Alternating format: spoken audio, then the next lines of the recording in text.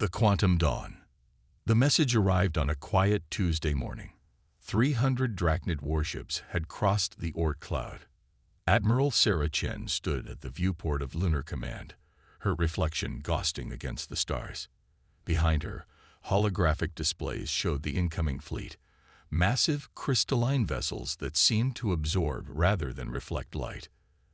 "They're demanding our surrender," General Marcus Rodriguez said, his weathered face illuminated by the tactical displays.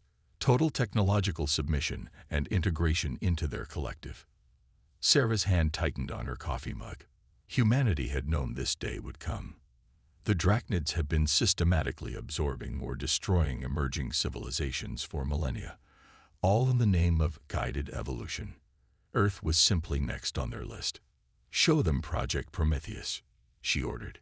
Deep beneath Europa's ice, in a facility that officially didn't exist, Dr. James Patel stood before humanity's greatest secret. The Prometheus wasn't beautiful, it was wrong. 90 meters of impossible angles and surfaces that seemed to exist in more than 3 dimensions. It hurt to look at directly, as if the human mind wasn't meant to process what it was seeing. "We're breaking every law in the Galactic Concordat," Dr. Patel said to Captain Maya Patel, his daughter, and the ship's chosen commander. "The quantum probability drive alone violates 7 different treaties. The reality warping weapons array. That's technically a crime against causality itself." Maya studied the ship that would become her home. How many laws did the Drachnids break when they sterilized the Centauri colonies? "Fair point." James adjusted his glasses. "The ship's AI is online. It's different. We based it on quantum computing principles we still don't fully understand. It doesn't just calculate probabilities, it manipulates them." Maya nodded. She'd been preparing for this command for 5 years, ever since the Prometheus project began. Her crew was handpicked.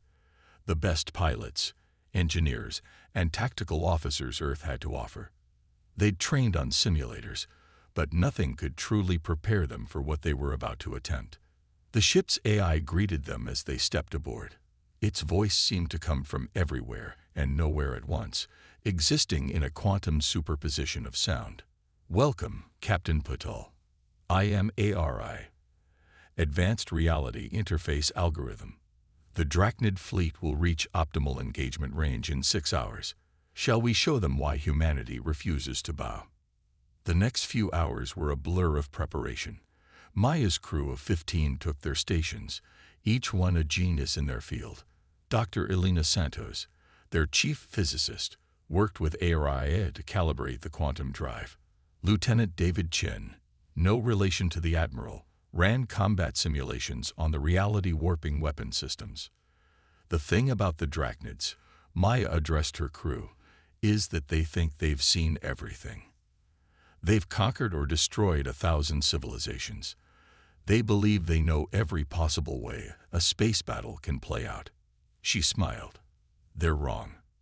The Prometheus lifted off silently, its quantum drive bending probability itself to avoid detection. As they accelerated out of the solar system, Maya felt a strange sensation, as if they were simultaneously moving and standing still, existing in multiple states until observation collapsed them into a single reality. "Drachnid fleet holding position near Mars orbit," Lieutenant Chen reported. "Their sensors. Captain, according to these readings, their sensors can't decide if we exist or not." "That's the point," Dr. Santos explained. "We're maintaining a quantum superposition state. Until they try to observe us directly, we exist in all possible locations simultaneously." Maya settled into her command chair. "ARIA, tactical analysis.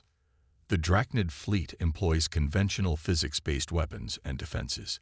Their technological advantage relies on scale and efficiency, not fundamental breakthroughs. They are, in essence, using very advanced versions of very old ideas.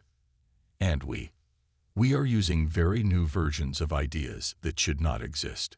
Their probability of victory approaches 0. Maya took a deep breath.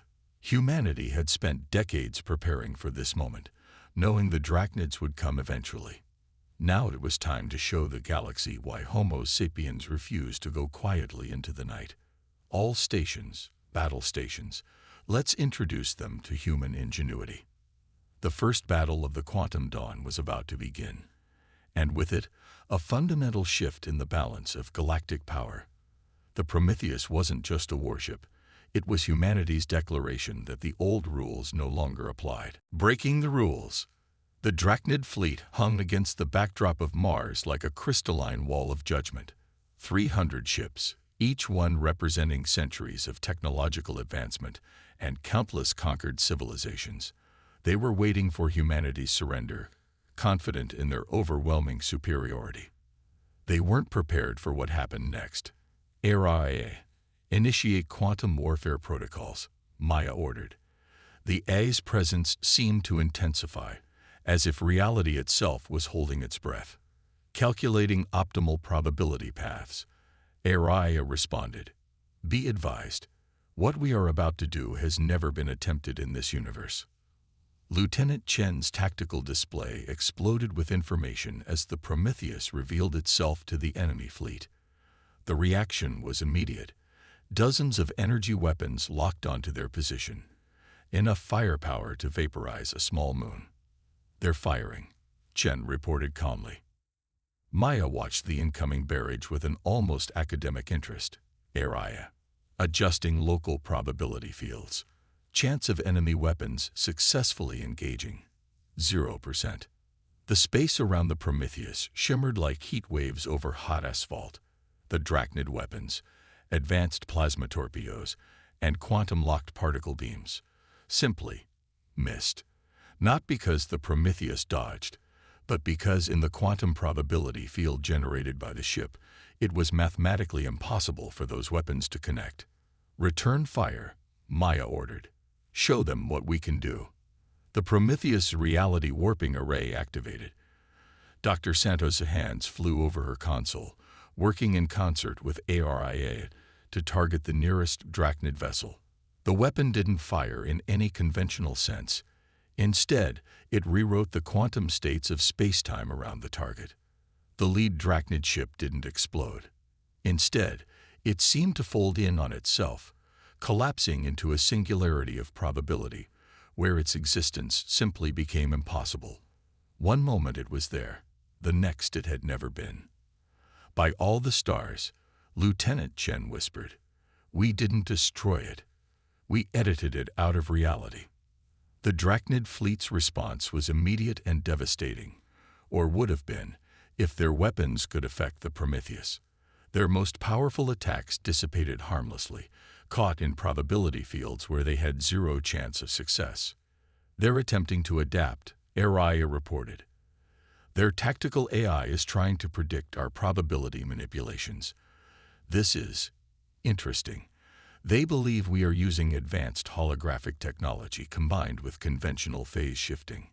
Maya smiled grimly. They're trying to understand us using old physics. Show them why that won't work.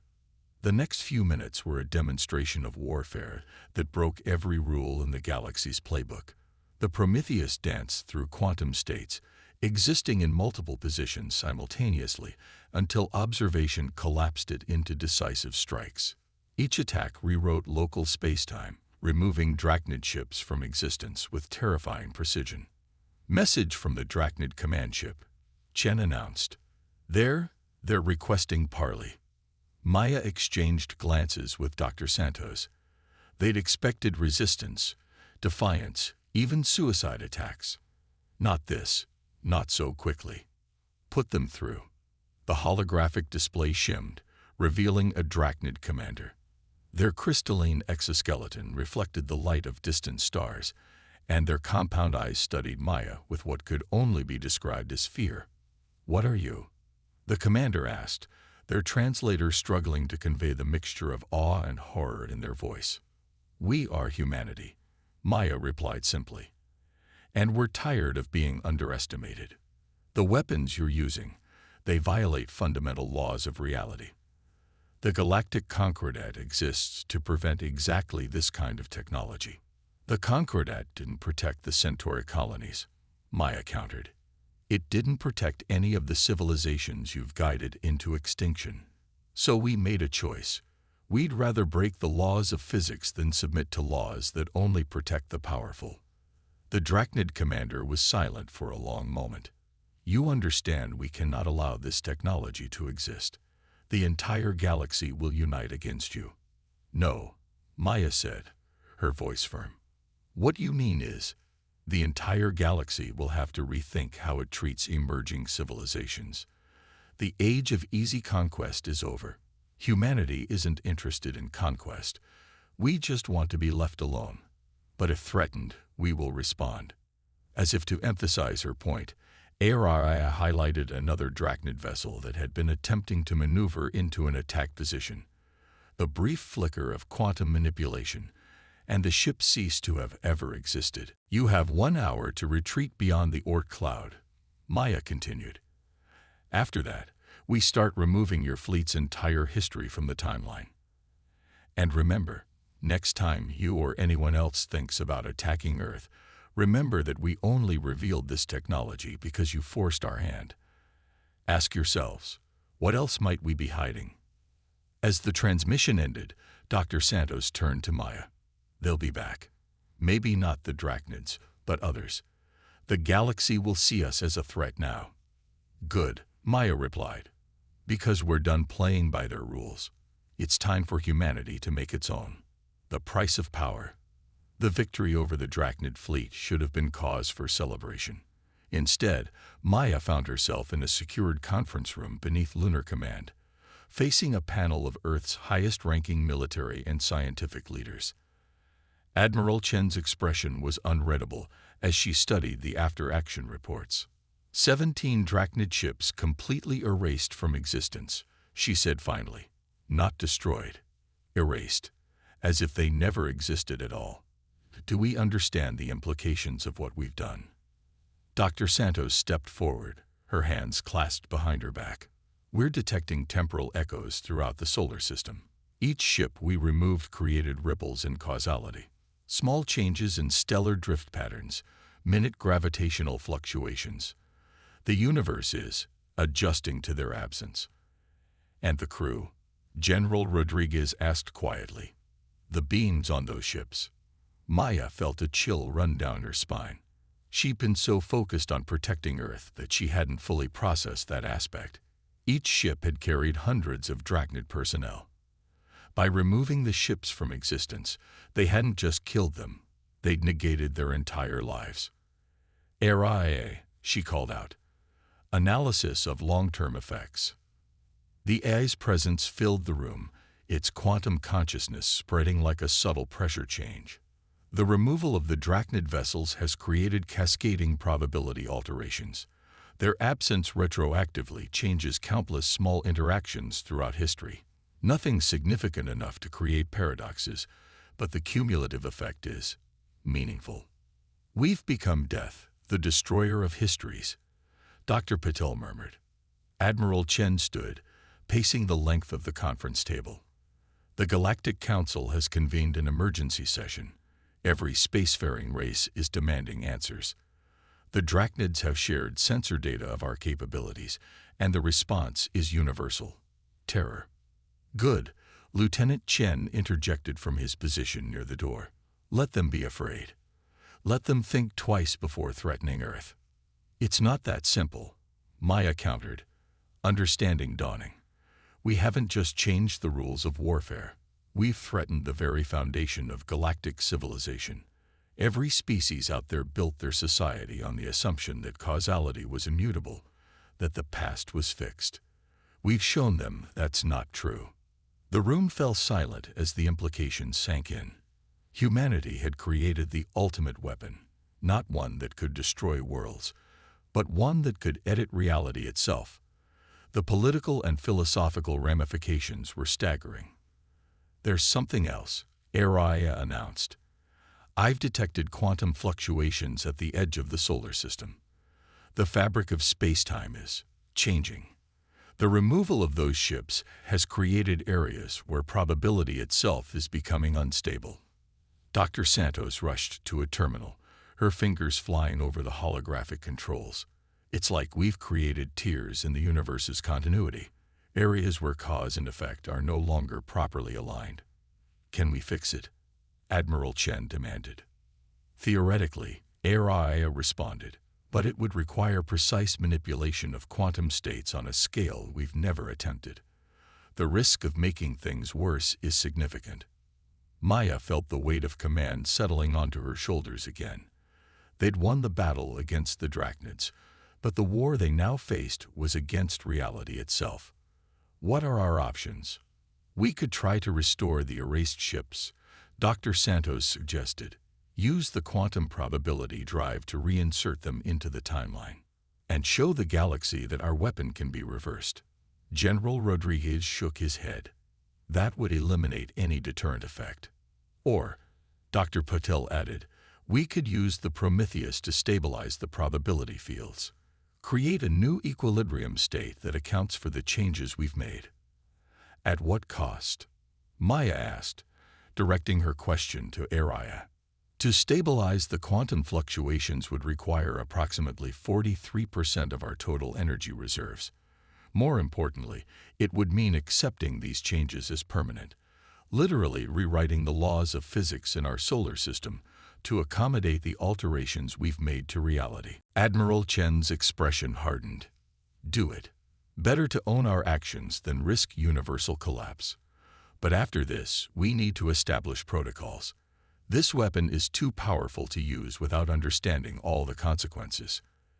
As the orders were given and the Prometheus prepared for its new mission, Maya found herself staring out at the Earth through the command center's viewport.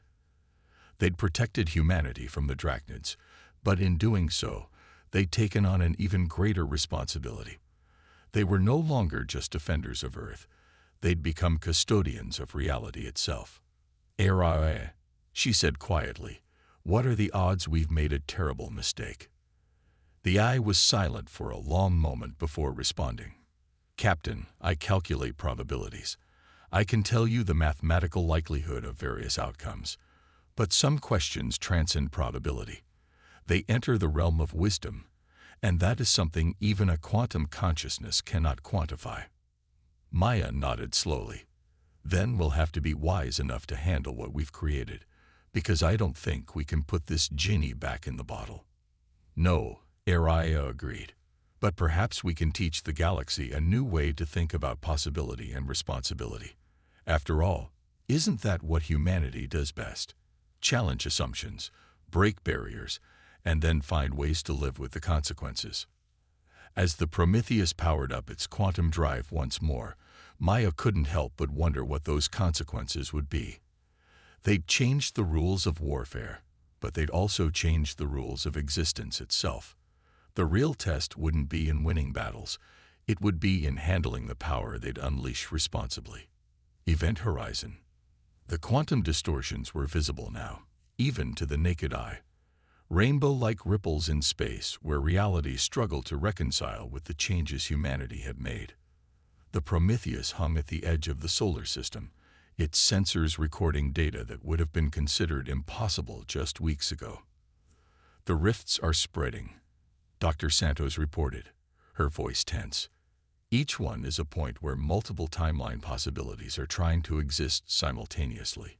If we don't contain this soon, the damage could become irreversible.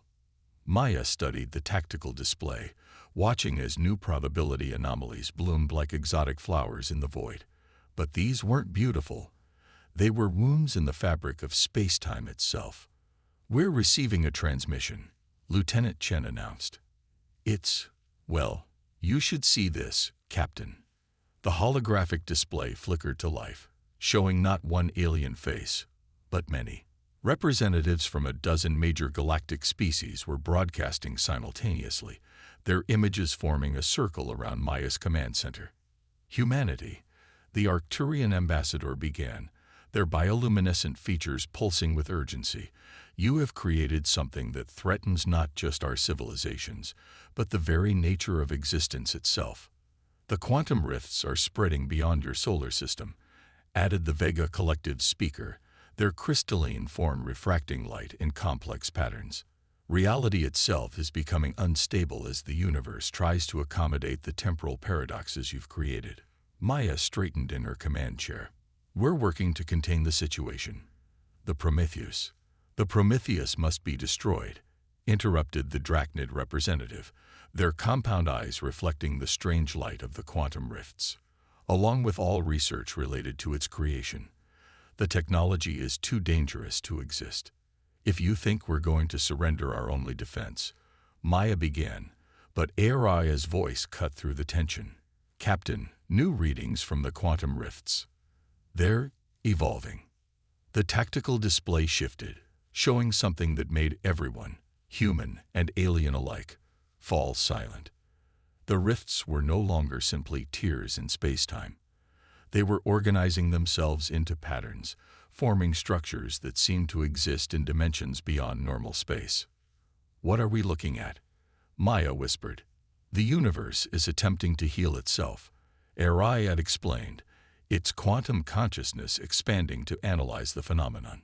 But in doing so, it's creating something new. The rifts aren't just damage. They're becoming a new layer of reality, a space where probability itself is mutable.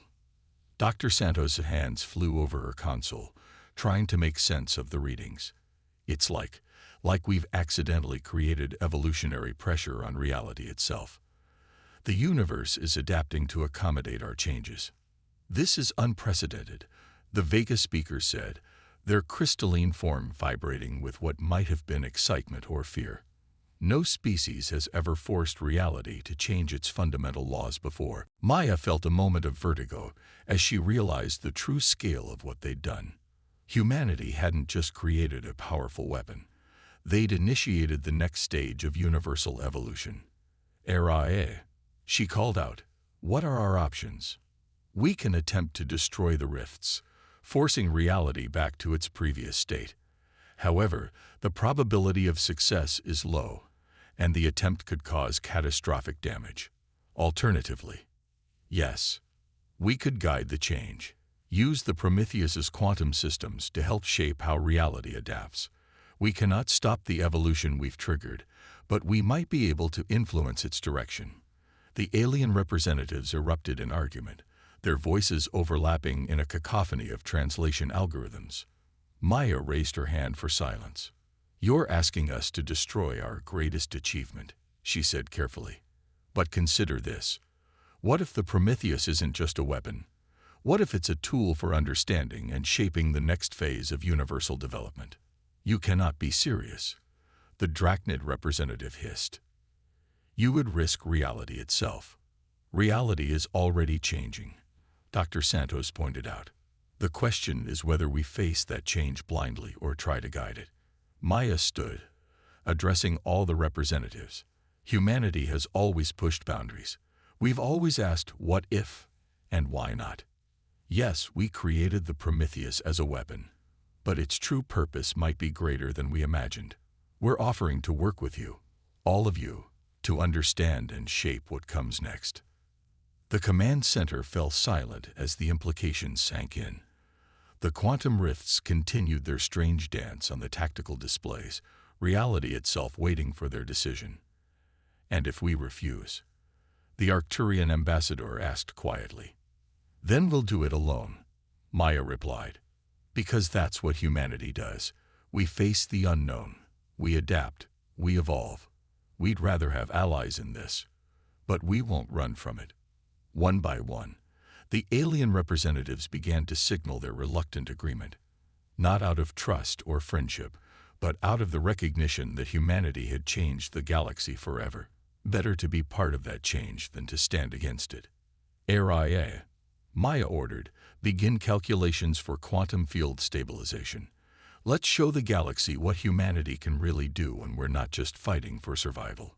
The Prometheus's engines hummed to life, its quantum probability drive spinning up to full power. They were about to attempt something never before done in the history of the universe. The conscious evolution of reality itself. Legacy of stars. 1 year had passed since the Prometheus first altered the fundamental laws of reality. The quantum rifts had stabilized into what scientists now called probability interfaces, regions of space where the normal rules of causality became flexible, where multiple possibilities could coexist in harmony. Maya stood on the observation deck of Unity Station, a massive structure built at the edge of Earth's solar system.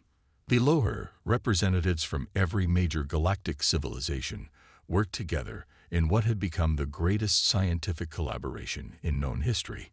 The latest data from the Vega expeditions is fascinating, Dr. Santos said, joining her at the viewport. They've discovered that controlled probability manipulation can be used for faster-than-light travel without the traditional energy costs. We're rewriting the physics textbooks every day. And to think, Maya smiled, a year ago, they wanted to destroy everything we created. The Prometheus itself had been transformed. No longer a weapon of war, it had become the prototype for a new class of research vessel. Its quantum probability drive now served as the template for technology that was revolutionizing everything from medicine to environmental restoration.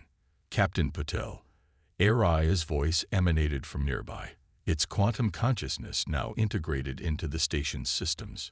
The Drachnid delegation has arrived for the conference. Maya nodded, straightening her uniform. The same species that had once threatened to destroy humanity now came seeking partnership. The irony wasn't lost on her. The conference chamber was filled with beings from across the galaxy.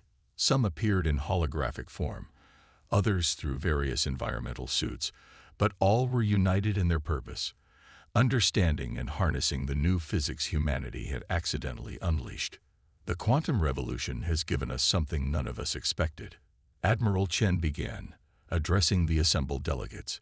Not just new technology, but a new understanding of reality itself. We've learned that the universe is more adaptable than we ever imagined. The Drachnid representative, now serving as head of the Galactic Science Council, stepped forward. When we first encountered human quantum technology, we saw it as an abomination, a violation of natural law. We were wrong. Humanity didn't break the universe. They showed us it was capable of growth. Maya watched as holographic displays showed the progress they'd made. Worlds once thought dead were being revitalized through probability manipulation. Diseases were being cured by editing their possibility of existence. Space travel was being revolutionized as ships learned to navigate through probability rather than conventional space.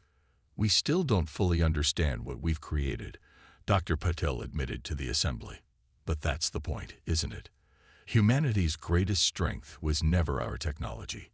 It was our willingness to step into the unknown, to challenge what everyone else accepted as immutable. The Arcturian ambassador's bioluminescence pulsed in agreement. Your species has taught us all a valuable lesson. The universe is not a fixed set of rules to be obeyed, but a living system capable of evolution. In forcing reality to adapt to your innovations, you've initiated the next stage of cosmic development. Maya felt a familiar presence in her mind as Aria joined the conversation. The probability interfaces continue to expand, but now in a controlled manner. We are not just observers of universal law. We have become its partners in evolution. Looking out at the assembled representatives of galactic civilization, Maya reflected on how far they'd come. What had begun as a desperate weapon had transformed into something far greater, a key to unlocking the universe's true potential. A year ago, she addressed the assembly. Humanity stood alone against those who would deny us our place among the stars. Today, we stand together on the brink of possibilities none of us could have imagined. We've learned that the greatest power isn't in weapons or fleets, but in the courage to challenge what we think we know. The Prometheus, visible through the station's massive windows, caught the light of distant stars. Its impossible angles and quantum-shifted surfaces no longer seemed wrong. They were simply ahead of their time, a glimpse of what reality could become when pushed to evolve. The galaxy once feared us for creating something that could rewrite reality, Maya concluded. But in the end, that's what all conscious beings do, in their own way. We observe, we imagine, we create, and in doing so, we change the very nature of existence. Humanity's gift wasn't in building the most powerful warship. It was in showing the galaxy that evolution never stops, not even for reality itself.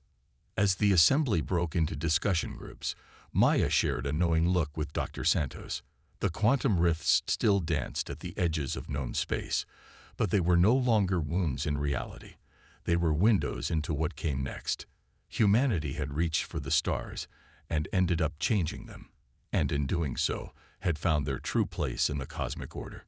Not as conquerors or victims, but as innovators, the species that dared to ask what if on a universal scale, and in doing so, helped reality itself evolve. The end.